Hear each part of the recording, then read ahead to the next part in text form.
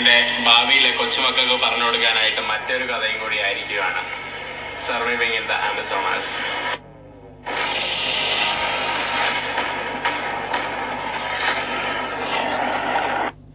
ഇതാരാണെന്ന് ഞാൻ നിങ്ങൾക്ക് പരിചയപ്പെടുത്തി തരേണ്ട ആവശ്യമൊന്നുമില്ല.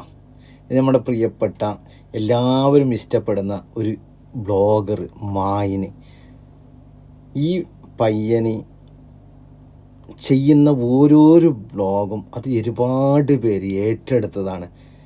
ഇപ്പം അടുത്തായി അമേസിങ് കാട്ടിൽ പോകുന്ന ഒരു വീഡിയോ ഉണ്ടായിരുന്നു. പക്ഷെ ഒരു ദിവസം കാണാതിരിക്കുമ്പോൾ ഒരുപാട് മീഡിയയിൽ കൂടി വരാൻ തുടങ്ങി. എന്ത് പറ്റി മായിന്, എവിടെ എന്ത് സംഭവിച്ചു, വല്ല അപകടത്തിൽ പെട്ടോ എന്നെല്ലാം ഒരുപാട് ചോദ്യങ്ങളുണ്ടായിന്. അതിനുശേഷം മായിനെ പുറത്ത് തിരിച്ചു വന്നതിന് ശേഷം പറഞ്ഞ വാക്കുകളാണ്. ഫുള്ളൊന്ന് നിങ്ങൾ കേട്ടു നോക്കട്ടെ. കഴിഞ്ഞ ദിവസം നടന്ന അപകടം ഒരിക്കലും വിവരിക്കാൻ പറ്റില്ല. എൻ്റെ ജീവിതത്തിൽ നടന്ന ഏറ്റവും വലിയൊരു അപകടമാണ് കേട്ടോ. എനിക്കൊരിക്കലും വിശ്വസിക്കാൻ പറ്റുന്നില്ല ഞാനിതൊക്കെ എങ്ങനെ സർവൈവ് ചെയ്തു കേട്ടോ. പലതും നിങ്ങളുടെയൊക്കെ പ്രാർത്ഥനയാണ്. ഇപ്പൊ ഞാൻ ഒരു വില്ലേജിലാണ്. ഈ വില്ലേജിൽ ഈ കാണുന്ന ഒരാൾക്ക് മാത്രം ഫോണുണ്ട്. അദ്ദേഹത്തിന്റെ ഫോണാണ് ഞാൻ ഉപയോഗിക്കുന്നത്. മനസ്സിലായല്ലോ? ഈ വില്ലേജിൽ ഒരാൾക്ക് മാത്രമാണ് ഫോണുള്ളത്. അദ്ദേഹത്തിൻ്റെ ഫോണാണ് ഞാൻ ഉപയോഗിക്കുന്നുള്ളത്. Not the point. ഈ കാണുന്നതാണ് നമ്മുടെ റിവർ. ഇവിടെയാണ് നമ്മൾ ഇന്നലെ യാത്ര ആരംഭിച്ചത്.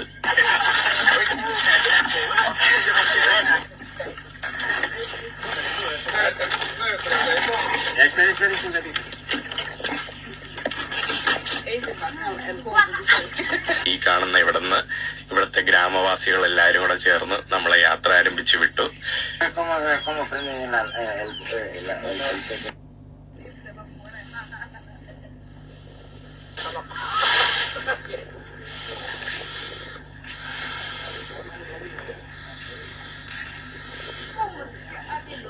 കുറെ നേരം കഴിഞ്ഞ് യാത്ര തുടങ്ങി. വലിയ മഴയായിരുന്നു. മഴ കാരണം പുഴയുടെ ഒഴുക്കും കൂടി. അങ്ങനെ വലിയ വൃക്ഷങ്ങള് ഈ പുഴയുടെ നടുക്കൊക്കെ ഇങ്ങനെ സ്റ്റക്കായി കിടക്കുന്നുണ്ടായിരുന്നു. അതെല്ലാം താണ്ടി നമ്മൾ പോകുന്നുണ്ടായിരുന്നു. ഇവിടെ ഒരു സ്ഥലത്തെത്തിയപ്പോ പുഴയുടെ ഒഴുക്ക് കാരണം നമുക്ക് പെട്ടെന്ന് അത് ക്രോസ് ചെയ്യാൻ വേണ്ടി പറ്റിയില്ല. നമ്മുടെ റാഫ്റ്റ്, വഞ്ചി എല്ലാം കൂടെ കൊണ്ടുവന്ന് ഇടിച്ച് ഈ പുഴയുടെ ഒഴുക്ക് കാരണം വഞ്ചി മറിഞ്ഞ് അടിയിൽ കൂടെ പോകാൻ തുടങ്ങി. ഈ അടിയിൽ കൂടെ പോകാൻ തുടങ്ങിയപ്പോൾ ഞാൻ പിടിച്ച് ആ വലിയ തടിയിൽ പിടിച്ച് കയറി നിന്നു. അത് പൊട്ടി വീണു. പിന്നെ വേറൊരു വലിയ വൃക്ഷത്തടിയിൽ പിടിച്ച് ഞാൻ കയറി നിന്നു. ഈ സമയം കൊണ്ട് നമ്മുടെ വഞ്ചിയും നമ്മുടെ കൂടെ ഉണ്ടായിരുന്ന 2 സുഹൃത്തുക്കളും